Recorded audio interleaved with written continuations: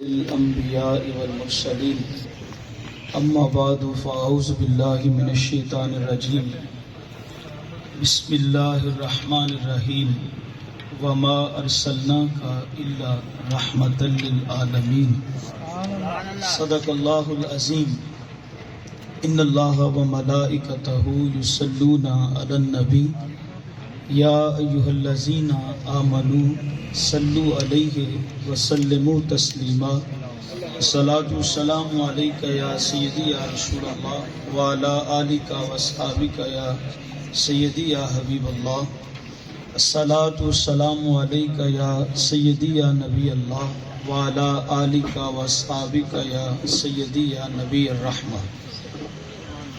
تمام حمد و ثنا، تعریف و توصیف اللہ تعالی جل مجدہ الکریم کی ذات بابرکات کے لیے جو خالق کائنات بھی ہے اور مالک ششرہات بھی۔ اللہ جل وعلا کی حمد و ثنا کے بعد حضور نبی اکرم شفیع امم رسول محتشم اللہ کے پیارے امت کے سہارے رب کے محبوب دانائے وجوب مال کے رقاب امم فخر عرب و عجم والی کون و مکان سیاہ لا مکان حضور ختمی المرتبت احمد مجتبیٰ جناب حضرت محمد مصطفیٰ صلی اللہ علیہ وسلم کے حضور ناز میں اپنی نیاز مندیوں کا خراج پیش کرنے کے بعد عزتوں کی مسندوں پہ تشریف فرما حضرات علماء کرام، مہمانان عالی مرتبت اور قابل صد احترام حاضرین و سامعین، السلام علیکم ورحمۃ اللہ وبرکاتہ۔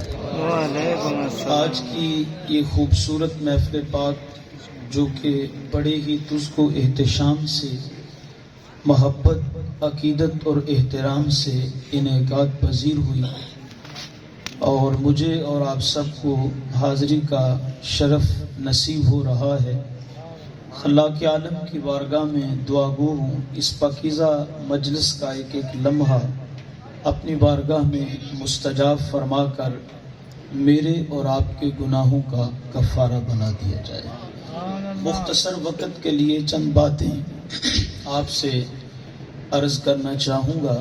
مجھ سے قبل ادارت المصطفیٰ کی عظیم آواز قبلہ حضرت العلام مفتی لیاقت علی امین صاحب مصطفی دامت برکاتہم القدسیہ ایک فکر انگیز پیغام آپ کی سماعتوں کی نظر کر چکے ہیں، تو مختصر وقت کے لیے چند باتیں آپ سے عرض کرنے کے بعد بڑی جلدی ہم دعا کی جانب بڑھیں گے، اس امید کے ساتھ کہ میرا خالق میری زبان پہ کلمۃ الحق جاری فرمائے، حق سن کر سمجھ کر ہم سب کو اس کو ماننے کی بھی توفیق عطا فرمائے، اور اس میں سے جو قابل عمل باتیں ہوں اللہ ہمیں اس پہ توفیقات عمل بھی نصیب فرمائے۔ بلا تمہید چند باتیں سماعت کیجیے۔ ارشاد ہوتا ہے وما ارسلناک الا رحمۃ للعالمین، اے حبیب ہم نے آپ کو ساری کائنات کے لیے سراپا رحمت بنا کے بھیجا ہے۔ اللہ تبارک و تعالی نے جب اپنا تعارف کروایا تو الفاظ ایسے ہیں کہ الحمدللہ رب العالمین، تمام تعریفیں اللہ کے لیے ہیں جو تمام جہانوں کا پالنے والا ہے۔ اور جب اللہ تعالیٰ نے اپنے محبوب کا تعارف کروایا تو فرمایا وما ارسلناک الا رحمۃ للعالمین۔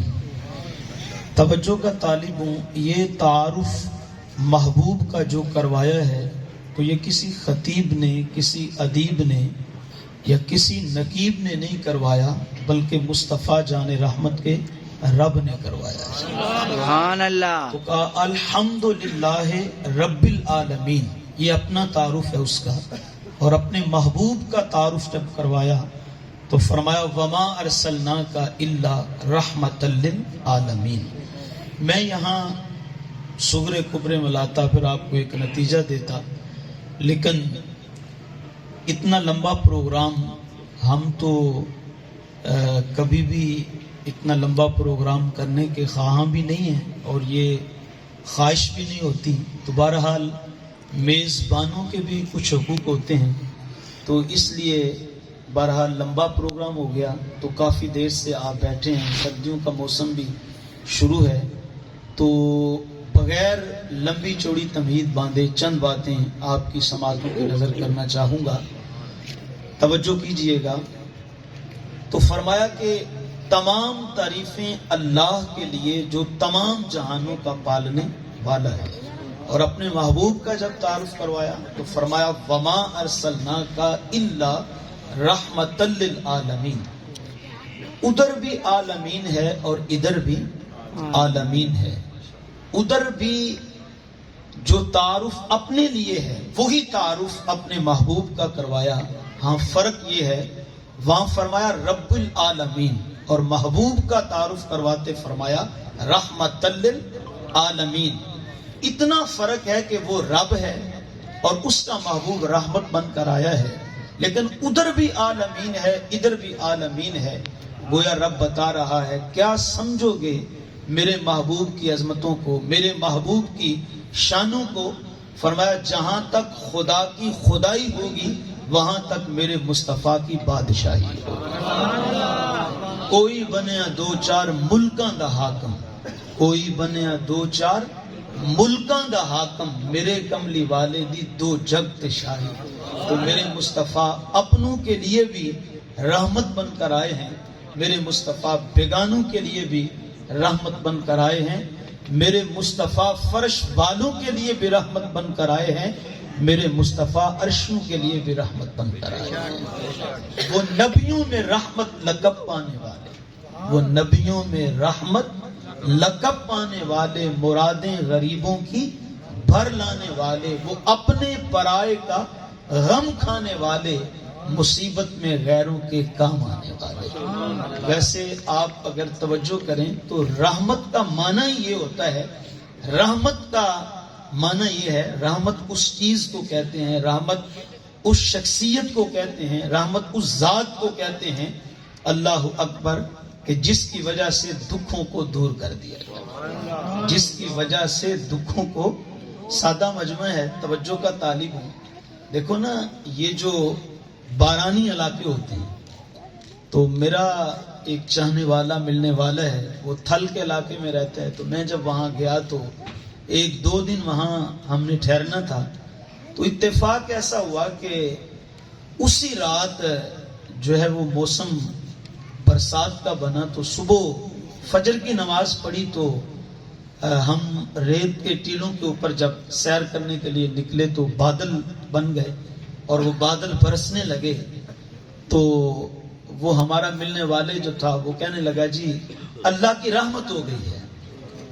تو آپ کو بھی شاید خوشی ہوتی ہوگی، لیکن یہ جو بارانی علاقے ہیں، جو تھل کا علاقہ ہے، وہاں تو ان کی فصل کا جو دار و مدار ہے وہ بھی بارش کے نازل ہونے پہ ہوتا ہے. اگر بارش اتر آئے تو فصل اچھی ہو جاتی ہے، اگر بارش کا نزول نہ ہو تو پھر وہ بالکل ہی کچھ بھی نہیں حاصل کر پاتے.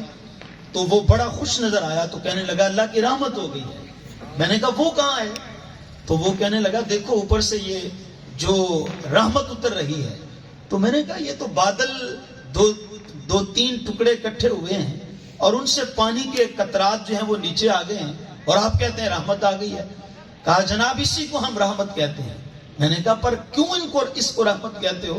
تو کہنے لگا جناب کتنے ماہ سے اس کا انتظار تھا اور ہم دکھی تھے، تو ان بارش کے قطروں نے ہمارے دکھ کا مداوع کر دیا. تو میاں رحمت ہوتی وہ ہے، رحمت کیسے اسے ہے کہ جس کے آنے سے دکھ دور ہو جائیں.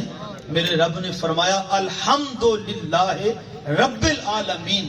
اگر میں ساری کائنات کا رب ہوں، رازق ہوں، خالق ہوں، مالک ہوں، تو فرمایا میرا حبیب ساری کائنات کے لیے رحمت بن کر آیا ہے.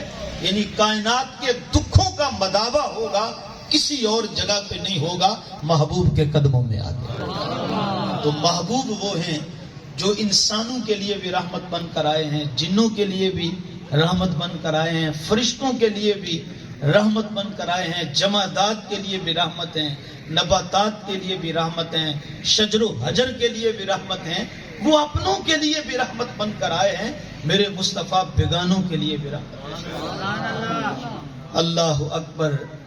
ایک ہندو شاعر گزرا ہے، اس کا نام تھا دلو رام، ذات کا ہندو تھا، تو میرے محبوب سے عشق ہو گیا، حضور سے محبت ہو گئی، حضور سے پیار ہو گیا۔ اب جب حضور سے عشق ہوا تو ساری زندگی حضور کے نام لگا دیتا ہے، حضور کی نعتیں لکھتا بھی ہے، حضور کی نعتیں پڑھتا بھی ہے۔ ویسے توجہ کا طالب ہوں، یہ بھی نصیب کی بات ہوتی ہے، ذات کا ہندو ہے اور قصیدے میرے محبوب کے پڑھ رہا ہے، اور ادھر کلمہ نبی کا پڑھتے ہیں اور کہتے ہیں جی دیا کیا ہے۔ اللہ اکبر۔ میرے قبلہ فرماتے ہیں ڈٹھے ورق قرآن دے پھول سارے، ڈٹھے ورق قرآن دے پھول سارے، تیری شان جیا نہیں کوئی ہور ڈٹھا، جڑا تیری شان دا کرے مقابلہ، انہوں عاشقاں اصلی چور ڈٹھا، کوئی نور آکھے کوئی بشر آکھے، پیندہ رات دینے ایہو شور ڈٹھا، اللہ والے گل مکا چھڑی تساں ہور ڈٹھا اساں ہور۔ تم نے کس نبی کا کلمہ پڑھا ہے جو دیوار کے پیچھے کی خبر نہیں رکھتا؟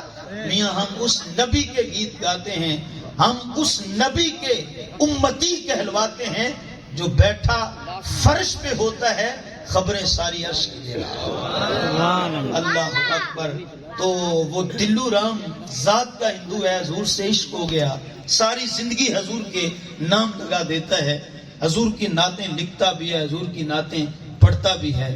یقین جانے اس کا جو کلام ہے اگر اس کو پڑھیں تو یوں لگتا ہے جس طرح سطروں میں اس نے موتی پڑے ہوئے ہیں۔ کہتا ہے اللہ رے کیا رونق بازار محمد، اللہ رے کیا رونق بازار محمد، کہ رب دو جہاں بھی ہے خریدار محمد، اور کچھ عشق محمد میں نہیں شرط مسلمان کہ ہے دلو بھی طلبگار محمد۔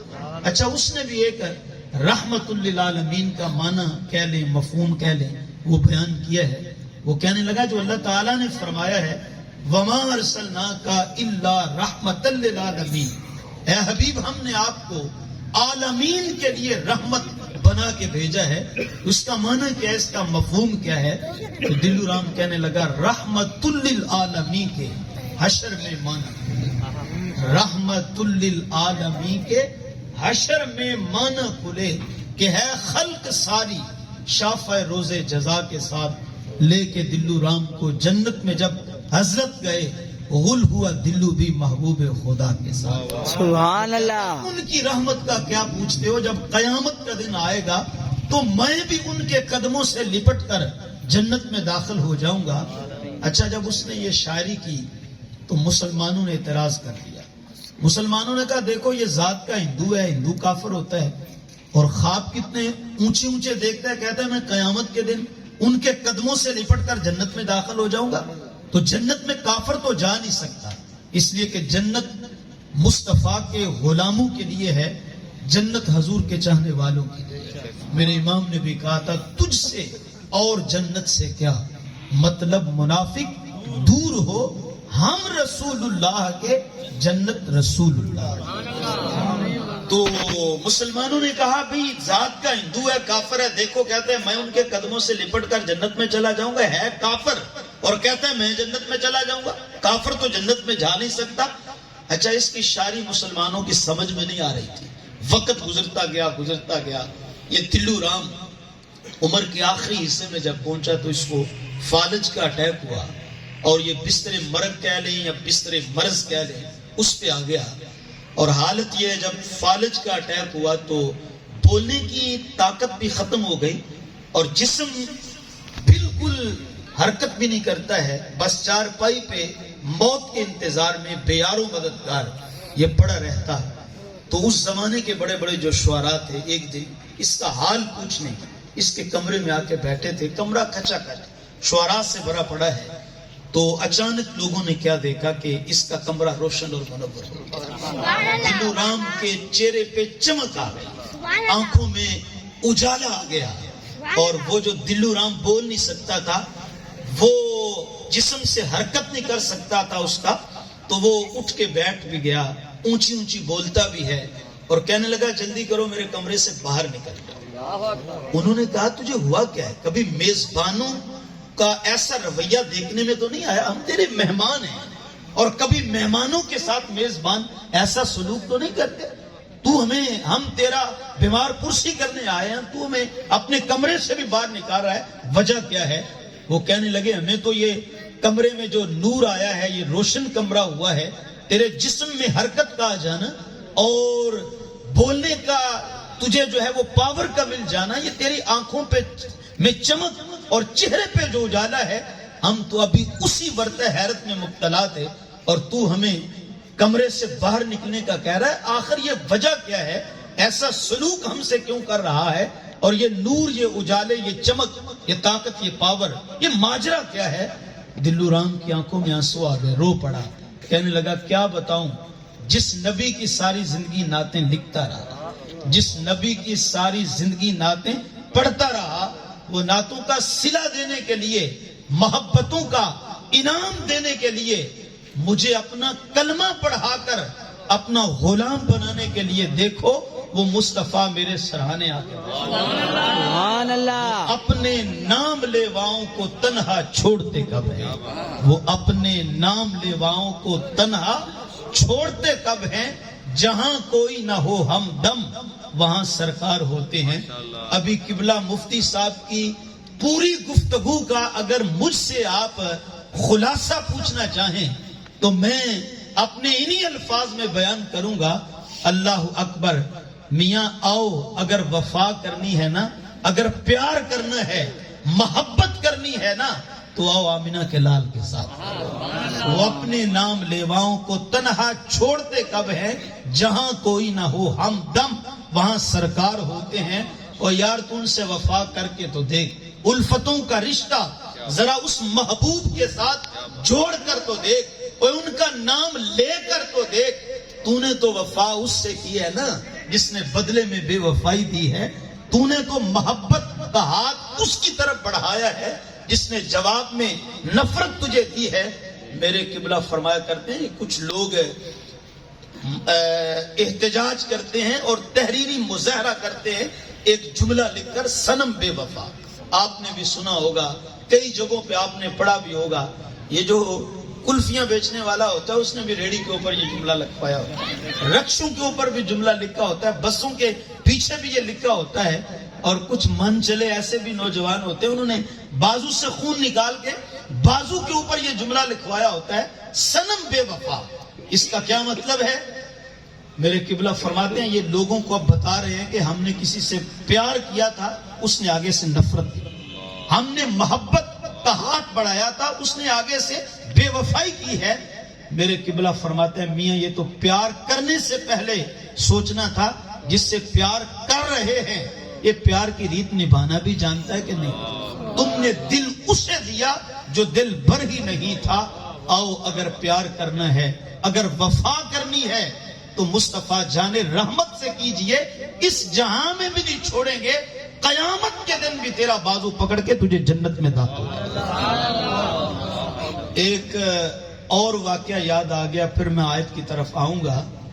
ایک ہندو تھا تو وہ دودھی تھا، دودھ کا کاروبار کرتا تھا، جس طرح یہ ہمارے دودھی ہوتے ہیں، گاؤں سے دودھ اکٹھا کر کے لاتے ہیں اور شہر میں لا کے آ کے بیچ دیتے ہیں۔ تو وہ یہ تقسیم سے پہلے کی بات ہے، ابھی پاکستان الگ نہیں ہوا تھا، تو یہ بزرگوں کو پتا ہے کہ جب ابھی یہ برِ صغیر تھا تو پاکستان الگ نہیں ہوا تھا، تو بسا اوقات ایک ہی محلے میں، ایک ہی گاؤں کے اندر مسلمانوں کے گھر بھی ہوتے تھے، ایک ہی بستی میں ہندوؤں کے گھر بھی ہوتے تھے، سکھوں کے گھر بھی ہوتے تھے، اور ان کی بعض تقاریب ایسی بھی ہوتی تھی کہ ایک دوسرے کی کچھ تقریبات میں یہ شریک بھی ہو لیا کرتے تھے۔ تو اسی بستی کے اندر وہ دودھی کا گھر بھی ہے جو ہندو ہے، اور اسی بستی کے اندر حضور کے غلام کا گھر ہے، تو اس کے گھر میں حضور کے ذکر کی محفل سجتی ہے۔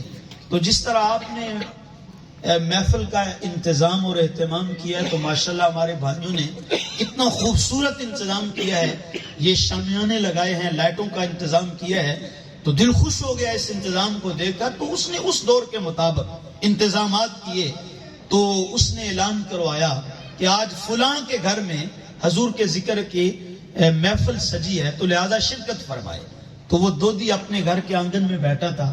اس کے کان میں جب وہ اعلان سنائی دیا تو اس نے کہا چلو سارے دن کے کام کاج کر کے تھکے ماندے تو ہیں, لیکن کوئی بات نہیں, آؤ آج مسلمانوں کے نبی کا جا کے ذکر ہی سن. بختوں کا سولہ تھا, بختوں کا گھنی تھا. گھر سے اٹھا اور حضور کے ذکر کی مجلس میں آ کے بیٹھ گیا. تو جب یہاں آ کے بیٹھا, مجلس میں آ کے بیٹھا, اب آپ مجھے بتائیں کہ حضور کے ذکر کی محفل سجی ہو تو اس میں کیا ہوتا ہے؟ یہی ہوتا ہے کہ قرآن کی تلاوت کی جاتی ہے, حضور کی مدد سرائی کی جاتی ہے, کوئی عالم آ کے حضور کے حسن پہ, حضور کا خد و خال, حضور کے معجزات, حضور کے کمالات پہ بیان کیا جاتا ہے, یا یہ کہا جاتا ہے کہ لجپال پریتا نو توڑ دے نہیں, لجپال پریتا نو توڑ دے نہیں, جدی باں پھڑ دے اونو چھوڑ دے نہیں. کوئی ایسا ہی وہ رنگ تھا محفل کا. اب محفل ختم ہوئی, وہ دودی محفل سے اٹھ کر جب گھر آیا, ادھی رات کا وقت ہے, اور اپنی بیوی کو جگاتا ہے, اپنے سامنے بٹھاتا ہے اور کہتا پلیے لو کے گواہ ہو جا, میں مسلمانہ دے نبی دا کلمہ پڑھ کے حضور دا غلام بن گیا. سبحان اللہ. تو اس کی عورت نے اس سے سوال کیا کہ اچانک تجھے یہ ادھی رات کیا خیال آیا ہے کہ تو نے اپنے باپ دادا کے مذہب, دھرم اور دین کو تو نے چھوڑ دیا اور مسلمانوں کے نبی کا تو غلام بن رہا ہے؟ کیا بنا اچانک, یہ تیری سوچ کیسے بدلی ہے اور کیوں اپنے باپ دادا کے مذہب اور دھرم کو چھوڑ رہا ہے؟ تو اس نے وہ ساری محفل کی رویداد اس کو سنائی. اس نے کہا ابھی ابھی ایک محفل سے اٹھ کے آ رہا ہوں, وہاں لوگ باتیں کر رہے تھے کہ مصطفیٰ سے جو لپٹا یگانہ ہو گیا, جس کے حضور ہو گئے اس کا سارا زمانہ ہو گیا. سبحان اللہ. یہ کلمہ تو اس کا پڑھنا چاہیے نا جس نے دنیا میں بھی اس نے رکھنی ہے, جس نے قبر میں بھی کام آنا ہے, جس نے قیامت کے دن بھی بخشوا کے جنت میں لے جانا ہے. اور میاں ابھی 2 ماہ گزرے یا 3 ماہ گزرے یا سال پورا گزر جائے, ابھی جب الیکشن آئیں گے تو کینڈیڈیٹ آپ کے علاقوں میں بھی آئیں گے, آپ سے ووٹ مانگیں گے, اور وہ آپ کو سبز باغ بھی دکھائیں گے, بہت کچھ آپ سے وہ باتیں کریں گے, بڑے وعدے بھی کریں گے. تو میاں آج ہم تو اس کو ووٹ بھی نہیں دیتے جو ہمارا مجرم تھانے سے نہ چھڑوا سکے, اور ہم تو اس کو ووٹ بھی نہیں دیتا جو ہمارا کوئی کام نہ کر سکے. تو اس نے کہا بھی کلمہ تو اس نبی کا پڑھنا چاہیے نا جس نے دنیا میں بھی اس نے رکھنی ہے, قبر میں بھی کام آنا ہے, قیامت کے دن اس کی شفاعت کا صدقہ بخشے بھی جانا ہے. کہا اس کا اس لیے کلمہ پڑھ رہا ہوں کہ سنا ہے وہ لجپال ہیں, اپنے چاہنے والوں کو تنہا چھوڑتے نہیں ہیں. خیر کلمہ پڑھا, حضور کا غلام بن گیا. اپنی بیوی کو کہا کہ یہ بات سیدھا راز میں رہے, تو نے کسی کو بتانا نہیں, اس لیے کہ میں اکیلا حضور کا غلام بنا ہوں, سارا خاندان اولاد بچے سارے ہندو ہیں, اور ان کو خبر ہوگی کہ یہ مسئلہ ہو گیا تو وہ میرے ساتھ بائیکاٹ کر دیں گے, کھانا پینا میرا الگ کر دیں گے, رہن سہن میرا الگ کر دیں گے, مشکل ہو جائے گی میرے لیے زندگی گزارنا. تو ابھی سیگا راز میں بات رہے, لیکن وقت آنے پہ میں خود ہی اس کو ظاہر کر دوں گا. اچھا, نہ اس نے کسی کو بتایا, نہ بیوی نے کسی کو بتایا. وقت گزرتا گیا, اس دودی کا انتقال ہو گیا. توجہ ہے نا؟ سبحان اللہ. جب اس کا انتقال ہوا تو اب بھی وہ نہ بولی, اس نے نہیں بتایا کہ یہ مسلمان ہو گیا تھا, لیکن خاندان اور بچوں کی نظر میں تو وہ تو کیا تھا, ہندو تھا. اب اس کے انتقال کے بعد اس دودی کو اس کے بچوں نے اٹھایا, اس کو جلانے کے لیے لے گئے. لکڑیوں کے گٹھے میں اس دودی کو رکھا. اب جب لکڑیوں کو آگ لگائی تو آگ نے لکڑیوں کو جلا دیا, دودی کا ایک بال بھی جلنے لگا. سبحان اللہ. سارے حیران ہو گئے, بچے پنڈت کی جانب دیکھنے لگے, حضرت یہ کیا ہے, یہ جلا کیوں نہیں ہمارا باپ؟ تو اس نے کہا ٹرائی اگین, کوئی بات نہیں, کوئی گوشت کا سخت, کسی کا گوشت جلد سخت ہوتی ہے, آپ بھی بازار سے گوشت لے کر آئیں, کبھی 12 منٹ سیٹی لگائیں تو کھانا تیار ہو جاتا ہے, اور کبھی سارا دن آگ پہ گوشت پڑا رہتا ہے تو اس کے باوجود بھی وہ نہیں گلتا. تو کہا کوئی جلد کا سخت ہوتا ہے تو شاید آگ کا اثر اس نے جلدی قبول نہ کیا ہو. تو کوئی بات نہیں, بڑی بات نہیں ہے, تم دوبارہ جو ہے وہ لکڑیاں لے کر اس کو دوبارہ جلاتے ہیں, ہمارا مذہب ہے, دھرم ہے, ہم اس کو جلائیں گے. اور سنو, 1 بار نہیں, 2 بار نہیں, 100 بار بھی جلانا پڑا تو اس کو جلائیں گے. یہاں آپ کی توجہ ہو تو ایک مولا کائنات کا جملہ آپ کی سماعتوں کی نظر کرنا چاہتا ہوں. سبحان حضرت اللہ. مولا کائنات سے کسی نے پوچھا کہ حضرت یہ فرق کیوں ہے کہ مسلمان اپنے مردوں کو دفنا رہے ہیں اور جو مشرک ہیں وہ اپنے مردوں کو جلا رہے ہیں.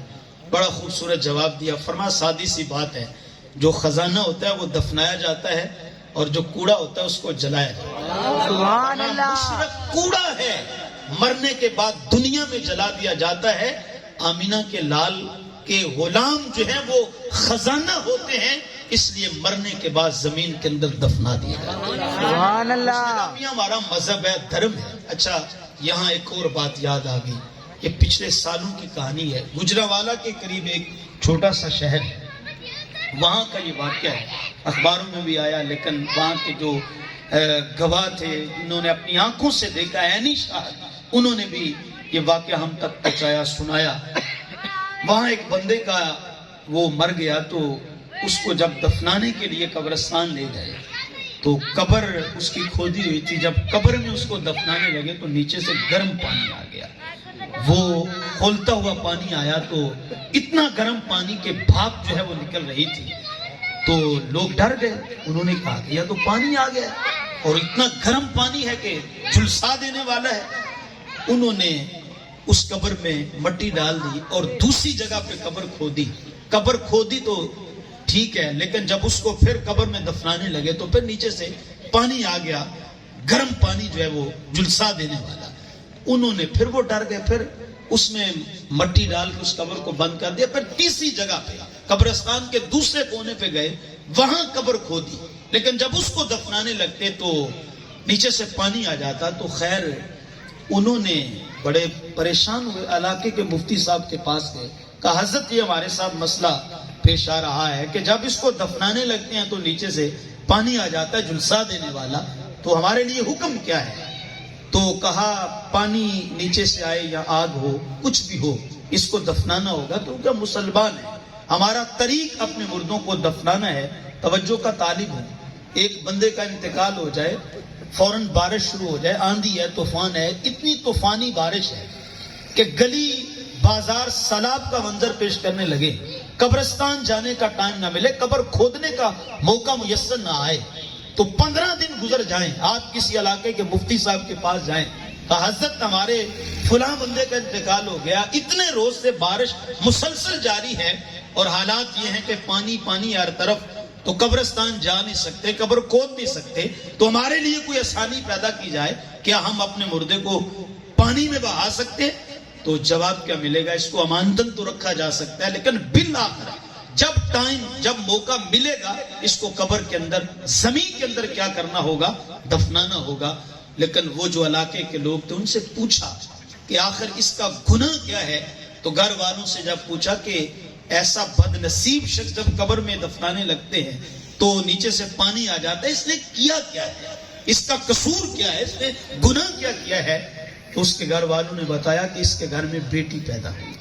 تو جب بیٹی پیدا ہوئی تو اس نے اپنی بیوی کو مارا, زد و کوب کیا, سب و شتم کرنے لگا اور کہنے لگا مجھے تو بیٹا چاہیے تھا, تو نے بیٹی کو جنم دیا ہے, اب تجھے طلاق دیتا ہوں. اس کو مارا, اس کو طلاق دے دی, اور پھر بھی غصہ ٹھنڈا نہ ہوا. اس نومولود بچی کو اس نے اٹھایا اور ایک برتن میں پانی گرم کیا, اس بچی کو اس پانی میں پھینک دیا. اللہ اکبر کا, اس گناہ کی اس کو دنیا میں یہ سزا مل رہی ہے. اللہ اکبر. بیٹیوں سے پیار کیا کرو, بیٹیوں سے محبت کیا کرو. خدا کی قسم جس گھر میں بیٹی سے پیار نہیں ہوتا اللہ کی رحمتوں کا وہاں پہ نزول نہیں ہوتا. باقاعدہ حضور سے پوچھا گیا, صحابہ عرض کرتے ہیں حضور اللہ کسی بندے پہ مہربان ہو, کسی خاندان پہ مہربان ہو, کسی خاندان پہ راضی ہو, تو اس کی دلیل علامت کیا ہوتی ہے؟ فرمایا اللہ اس قوم پر, اس خاندان پر, ان لوگوں کو وقت پہ بارشیں عطا کرتا ہے. حضور سے عرض کیا گیا یا اللہ اگر کسی خاندان, کسی قوم پہ بہت زیادہ مہربان ہو, راضی ہو جائے تو پھر کیا نشانی ہے؟ تو حضور کا جملہ سنیے گا. حضور نے فرمایا اللہ پھر ان کو بیٹیاں عطا فرماتا. تو میاں سب کو یہ دی نہیں جاتی, یہ انہی کو دی جاتی ہیں جو ان کی قدر کرنا جانتا ہے. ایک صحابی کے گھر میں حضور تشریف لے گئے, دروازے پہ دستک دے دی, تو اس کے بعد حضور نے اپنے کانوں سے سنا وہ صحابی اپنی بیٹی کو گالم گلوچ کر رہے تھے، اس کو مار رہے تھے. حضور دستک بھی دے چکے لیکن حضور انہی پاؤں پہ واپس تشریف لے آئے. اب ایمان سے بتاؤ جس کے دروازے تک حضور گئے ہوں گے سارا گھر خوشبوؤں سے معطر ہوا ہوگا یا نہیں ہوگا؟ شاہ مدینہ اتنوں سے بڑھ کر ہے. صحابہ کہتے ہیں ہم حضور سے ملنے جایا کرتے تھے تو حضور اگر ہمیں کاشانہ نوری پہ نہ ملتے تو ہم کسی سے پوچھا نہیں کرتے تھے حضور کدھر گئے ہیں. کہتے ہیں مدینے کی گلیوں کے چکر لگایا کرتے تھے. حضور جس رستے سے گزرتے تھے ان گلیوں کی خوشبو بھی بتا دیتی تھی ان راہوں پہ پیارے مصطفیٰ گزر کے. اللہ اکبر. تو حضور جب سنا اپنے کانوں سے وہ اپنی بیٹی کو مار رہا تھا، گالیاں دے رہا تھا، حضور واپس آئے. اب اس کو خبر تو ہوگی حضور آئے، جلدی دوڑا دروازے پہ، دیکھا حضور واپس آئے، قدموں میں گرا، عرض کی سنا ہے آپ ہر عاشق کے گھر تشریف لاتے ہیں، میرے گھر میں بھی ہو جائے چراغاں. حضور وقت جاگے ہیں تو سرکار آپ واپس کیوں جا رہے ہیں؟ حضور نے فرمایا جس گھر میں بیٹی کو پیار نہ دیا جائے محمد کبھی اس گھر میں آیا نہیں. اگر حضور کو اپنے گھر میں بلانا چاہتے ہو، اللہ کی رحمتوں کا نزول چاہتے ہو تو پھر بیٹیوں سے پیار کیا کرو. خیر ضمن یہ بات آ گئی، توجہ کا طالب ہوں. تو بیٹوں نے کہا جی ہمارا ابا جلا کیوں نہیں ہے؟ اس نے کہا ٹرائی اگین، دوبارہ ٹرائی کرتے ہیں، ہمارا مذہب ہے، دھرم ہے، ہم اپنے مردوں کو جلاتے ہیں، دوبارہ لکڑیاں لے کر آؤ. توجہ کا طالب ہوں.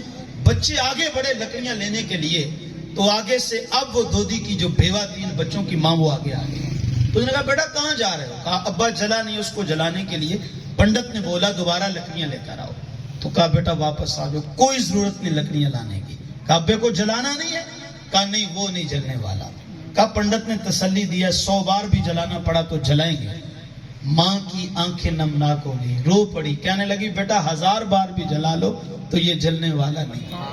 کہا ماں کیسی بات کرتی ہے، اس کا باپ ہمارا دادا مرا تھا، اس کو جلایا تھا، وہ جلا نہیں تھا. اس کا بڑا بھائی ہمارا تایا مرا تھا، اس کو جلایا تھا، وہ جلا نہیں تھا. خاندان کا جو بندہ بھی مرتا ہے اس کو جلاتے ہیں، سبھی جلتے ہیں، تو یہ کیوں نہیں جلے گا؟ اب ماں نے راز کھولا اور بول کے کہنے لگی بیٹا یہ نہیں جلے گا. اماں کیوں نہیں جلے گا؟ سب جلتے ہیں، یہ کیوں نہیں جلے گا؟ ماں رو کے کہنے لگی بیٹا اس لیے نہیں جلے گا، مرنے سے پہلے یہ میلاد والے مصطفیٰ کا کلمہ پڑھ کے محمد کا غلام. سبحان اللہ، اللہ اکبر، یا رسول اللہ، اچاریار، یا علی، مجھے یا نبی، یا نبی، کچھ دوستوں نے یا نبی، مجھے کہا جی کوئی تھوڑی سی ترنم بھی لگا دینا، یہ بھی وقت کی ضرورت ہے. تو میں نے پہلے ابتدا میں عرض کیا میزبانوں کے بھی کچھ حقوق ہوتے ہیں، تو اگر آپ کا ذوق ہو تو ویسے ہماری یہ ٹون تو نہیں ہے لیکن مصطفیٰ اتنے بے ذوق بھی نہیں ہے. کبھی ذوق کی بات آئے تو پھر ذوق پورا بھی کر لینا چاہیے. اور ویسے بھی یہ جو شعر ہوتا ہے اس میں یہ کمال ہوتا ہے. باقی تقریر تو ساری خطیب نے کرنی ہوتی ہے، مجمع نے سننی ہوتی ہے. خطیب کو ذکر کرنے کا ثواب ملتا ہے اور سامعین کو ذکر، لیکن شعر میں یہ کمال ہوتا ہے کہ سارے حضور کے جو ہیں وہ مداح بن جاتے ہیں، ساری حضور کی مدد سرائی میں شامل ہو جاتے ہیں. تو بھئی اگر آپ کا ذوق ہو تو پھر کچھ ذوق لے لینا چاہیے. میرے ساتھ مل کے پڑھیں گے. تو بیٹوں نے کہا ماں کیوں نہیں جلے گا؟ کہا اس لیے کہ یہ مرنے سے پہلے مصطفیٰ جان رحمت کا غلام بن گیا. اور ماں نے کہا تم تو اس آگ سے اس کو جلانا چاہتے ہو نا، اب میرا تو ایمان ہو گیا ہے، اب تو اس کو جہنم کی آگ بھی نہیں جلا سکتا. سبحان اللہ. کسی شاعر نے کہا تھا دو زخم میں تو کیا میرا سایہ نہ جائے گا، دو زخم میں تو کیا میرا سایہ. وعدہ کہتا ہے کسی سارے مل کے پڑھو نا، پیچھوں تک آواز آنی چاہیے. پتہ نہیں کس کے منہ کے نکلی، کریم کو پسند آ جائے، سب کا بیڑا پار ہو جائے. سارے بچنا چاہتے ہو نا جہنم تو، مل کے سرکار کا ذکر کر لو. دو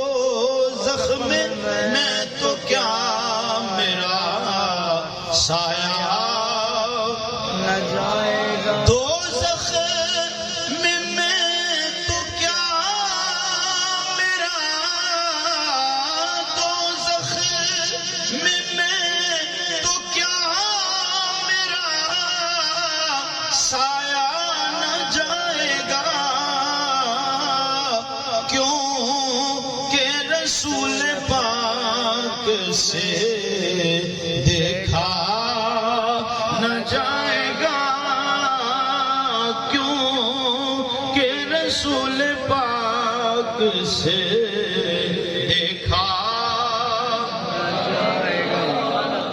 تو جب ماں نے جواب دیا تو سنیے گا بیٹے کہنے لگے اماں اگر یہی بات تھی تو ہمیں پہلے بتا دیتی ہم اس کو جلاتے کوئی بات نہیں مسلمان ہی ہوا تھا ہم ان کے طور طریقوں کے مطابق اس کو جا کے قبرستان دفناتے ماں کی سنیے گا ماں کہنے لگی بیٹا اگر تمہیں بتا دیتی تو خود آزماتی کیسے تمہیں بتا دیتی تو خود اماں کیا کہنا چاہتی ہے کہا جب ادھی رات یہ محفل سے اٹھ کے آیا تھا نا اور اس نے مجھے آ کے جگایا تھا تو اس نے حضور کا کلمہ میرے سامنے پڑھا تھا تو میں نے اس سے پوچھا تھا بتا اپنے باپ دادا کے دھرم مذہب کو کیوں چھوڑ رہا ہے تو اس نے ایک ہی جواب دیا تھا لج پال پریتا نو توڑ دے نہیں جدی باں پھڑ دے اونو تو کہا جب اس کی روح نکلی فوت ہوا تو دل میں خیال ہے چلو اب بتا دوں تمہیں کہ مسلمان ہو گیا تھا نہ جلانا اس کو جا کے دفناؤ کہا اماں یہی تو ہم کہتے ہیں یہی تو ہمارا سوال ہے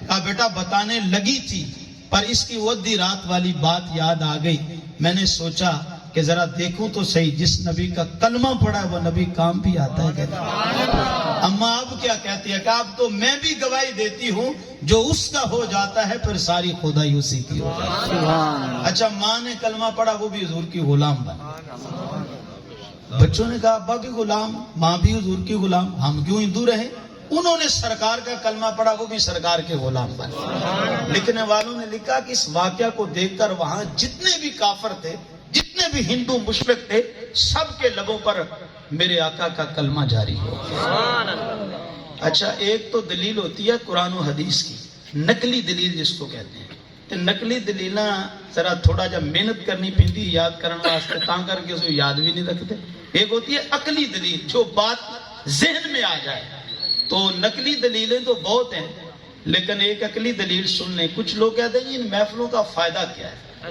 ان محفلوں کا فائدہ کیا ہے تو میں کہا کرتا ہوں پہلی بات تو یہ ہے کہ ہمیں محفلوں کے آداب پہ نہیں پتا محفلوں کے آداب کا پتہ ہی نہیں ہے خدا کی قسم حضور کے ذکر کی محفل کے آداب کی رعایت کرتے ہوئے محفل میں آیا جائے تو آنے والا اگر گناہگار ہو بخش دیا جاتا ہے اگر آنے والا کافر بھی ہو سینہ ایمان کے نور سے روشن اور منور کر دیا سبحان اللہ لیکن فرق یہ ہے کچھ آتے ہیں لنگر کے لیے کچھ آتے ہیں نوٹوں کے لیے ہاں جی کچھ ابھی الیکشن قریب جب آئے گا کچھ محفلوں میں ووٹوں کے لیے بھی آئیں گے لیکن میں کہا کرتا ہوں کہ ان کی محفل میں کبھی ان کے لیے آ کر ان کی محفل میں کبھی ان کے لیے آ کر دیکھ اور دودھی کی طرح اگر محفل میں آئے گا نا تو کافر بھی کوئی ہوگا تو یہ ذکر مصطفیٰ کا تبرک ملے گا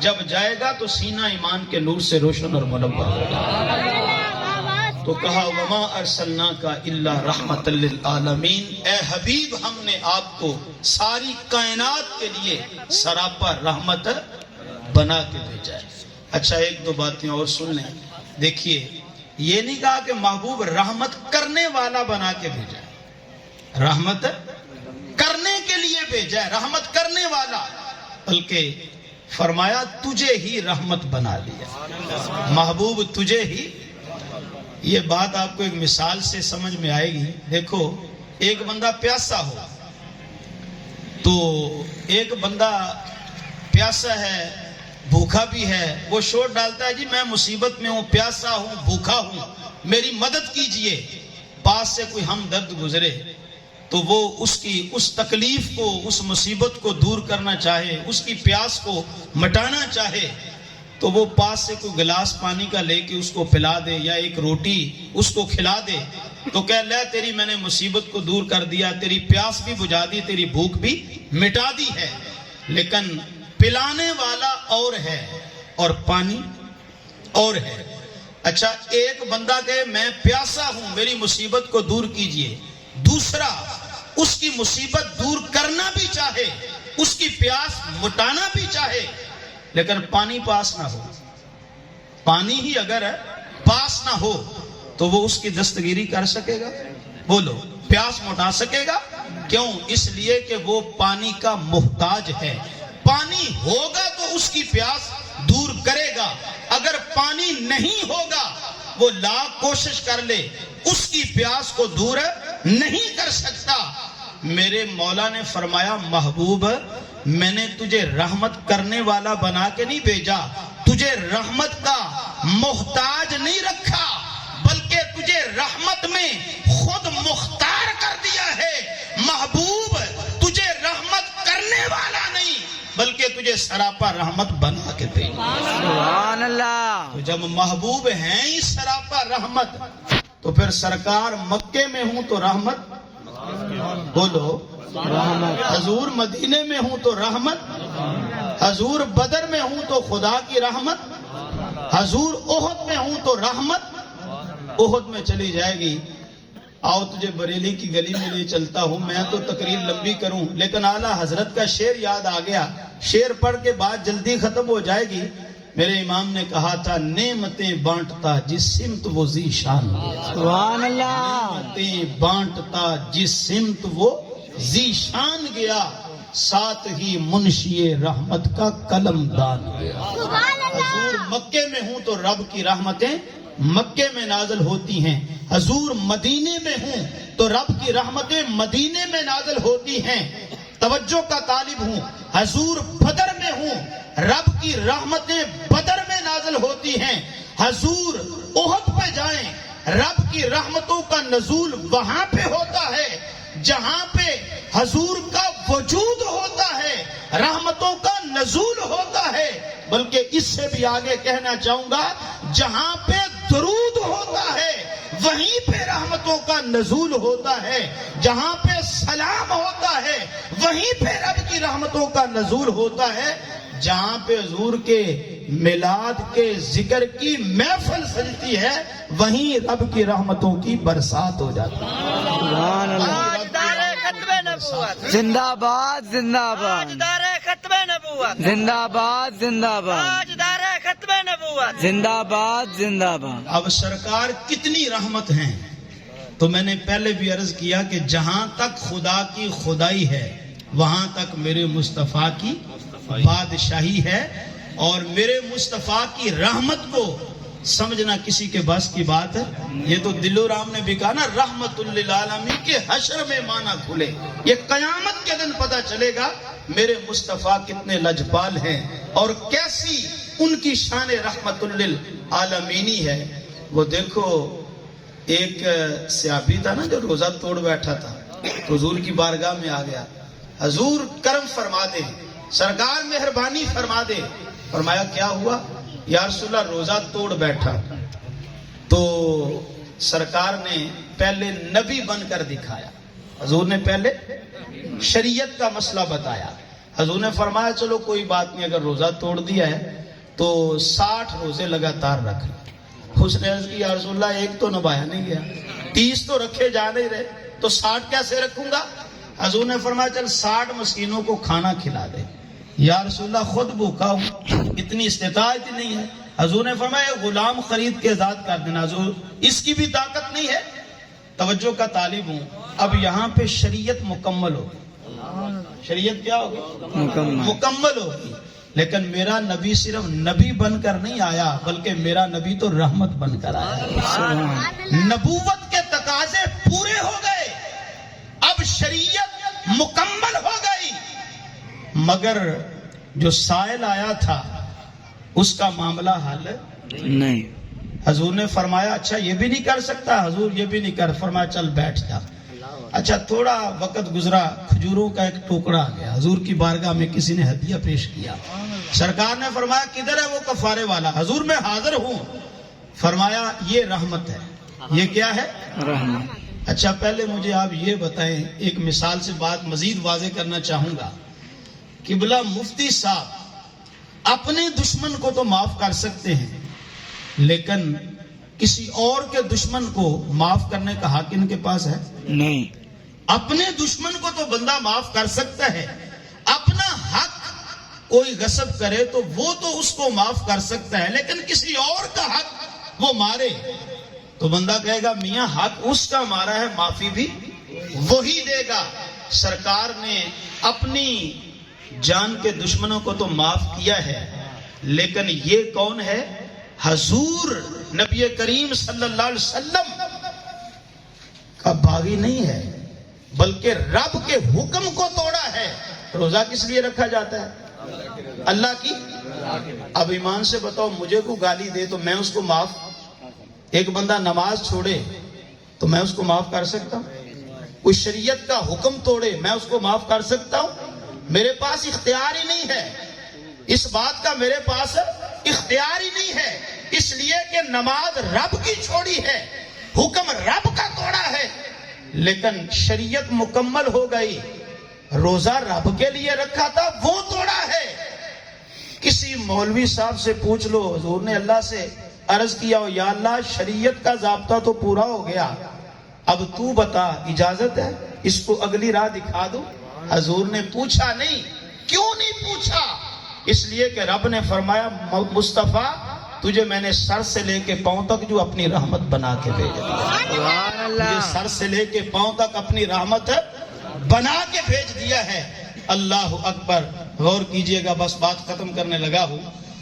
تو حضور نے فرمایا جا یہ کھجوریں لے جا اور مدینے کے جو غریب ہیں اس میں تقسیم کر دے تو تیرے روزے کا کفارہ ادا ہوگا. اچھا وہ آگے سے کیا عرض کرتا ہے؟ یا رسول اللہ آپ نے کہا غریبوں میں تقسیم کر دو، میرے تو بچے بھی گھر میں بھوکے، میں بھی بھوکا ہوں، میرے بچے بھی. اب سونے کو غصہ آنا چاہیے تھا نا اس بات پہ. اتنی سہولت دے دی کہ تو پھر کہتا ہے کہ گھر میں لے جاؤ. لیکن سونے نے غصہ نہیں کیا. حدیث میں الفاظ ہے مسکرا پڑے حضور، اور آج ریکارڈ مسکرائے حضور. اتنے مسکرائے کہ میرے مصطفیٰ کی داڑھیں بھی نظر آ رہی. سبحان اللہ. مسکرا پڑے حضور. جانتے تھے اگر شریعت سے تیرا گزارا نہیں نہ ہو رہا تو میرے رب نے مجھے صرف نبی اور رسول بنا کے نہیں بھیجا، میرے نبی نے مجھے رحمت للعالمین بھی بنا کے بھیجا. تو کہا جا اپنے بچوں کو جا کے کھلا دے، بچے کھانا بھی کھا لیں گے، تیرا بھی گزارا ہو جائے گا، تیرے روزے کا کفارہ بھی ہوگا. سبحان اللہ. روزے کا. لو آخری حدیث سن لیں، بس دو واقعے سناتے بات لمبی ہوگی تو حدیثوں کی طرف میں زیادہ نہ جا سکا، تو ایک حدیث پر سننے باعث برکت. حضور نے ایک دن صحابہ سے پوچھا، صحابہ یہ بتاؤ، سوال کیا حضور نے. سرکار نے فرمایا کہ صحابہ یہ بتاؤ کہ قیامت کے دن بخشے جانے پہ تمہیں یقین ہے؟ سبحان اللہ. قیامت کے دن تمہیں بخشے جانے پہ یقین ہے؟ یہ حضور نے سوال کیا. تو حضور اندر کو ٹٹولنا چاہتے تھے، دیکھنا چاہتے تھے کہ ان کا یقین کتنا ہے، ان کا یقین کتنا ہے. اللہ اکبر. یقین کی بات آئی تو فاروق اعظم یاد آیا. فرمایا کرتے تھے اگر یہ اللہ فرمائے کہ میں سب کو جنت میں بھیجوں گا، صرف ایک بندہ جس کو جہنم میں داخل کروں گا، تو کہتے ہیں خوف کا عالم یہ ہے کہ میں ڈرتا ہوں کہیں وہ ایک میں ہی نہ ہوں. اور یقین کا عالم کیا ہے؟ رب کے ساتھ. فرمایا کرتے تھے اگر اعلان ہو جائے، رب اعلان کرے سب جہنم میں جائیں گے، ایک جنت میں جائے گا، تو کہا رب کے ساتھ یقین کا رشتہ اتنا پکا ہے، امید رکھتا ہوں کاش کہ شاید وہ میں ہی ایک. تو خوف اور رجا، امید کے درمیان ایمان ہے نا.